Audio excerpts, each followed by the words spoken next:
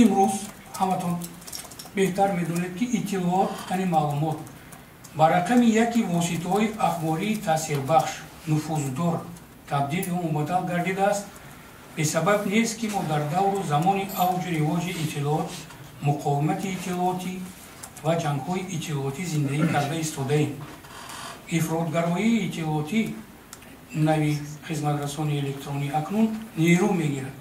терроризми иттилоотӣ шакли таъсиррасонии номатлуб ба шахсият, ҷомеа ва давлат бо кӯмаки тамоми намудҳои иттилоот мебошад. ҳадафи асосии он заиф ва вайрон кардани сохти конститутсионӣ мебошад.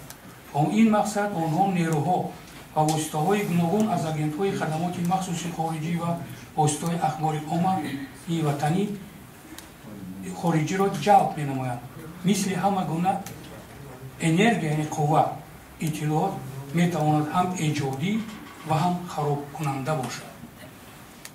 тибқи қонунгузори ҷумҳурии тоҷикистон дар асоси қонуни алоқаи барқи моддаҳои 33 ва 34 қонуни ҷумҳурии тоҷикистон мо вазифадор ҳастем ки таъмини амнияти иттилоотӣ барои шаҳрванд, ҷамъият, давлат таъмин намоем. барои мин дар баъзе минтақаҳо баъзе стандартҳои интернетӣ тибқи талаботи байналмилалӣ фаъолият намекунад. ӯ техникаи иттилоотӣ коммуникатсионӣ ки барои зарари мардуми тоҷикистон ва минтақа равон карда шудааст барои мо дар кор нест ва барои ҳеҷ кас дар кор нест. таҷҳизоте ки дар хона шумо доред ё автомобил ё агар вайрон бошад, хароб бошад, зарар биёрад, багажда мефурӯшад ё мепартояд. ин маънои вай дорад ки тамоми система дар минтақаи кӯҳистони Бадахшон интернет собити фаъол аст, кор карда истодааст дар стандарти 3G.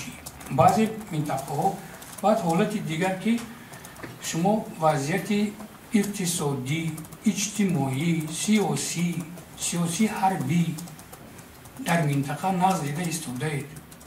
ман номбар намекунам. барои баҳри таъмини амнияти шахс, ҷамъият, такрор мекунам давлат, мо тамоми қувваву системаи ки дорем сафарбар мекунем ва дар ҳамкорӣ бо мақомотҳои ҳифзи ҳуқуқи ватанӣ кор ва фаъолият мекунем. ин вазифаи ҷонии ҳар як шаҳрванд аст, аз он ҷумла аз они шумо. ташаккур.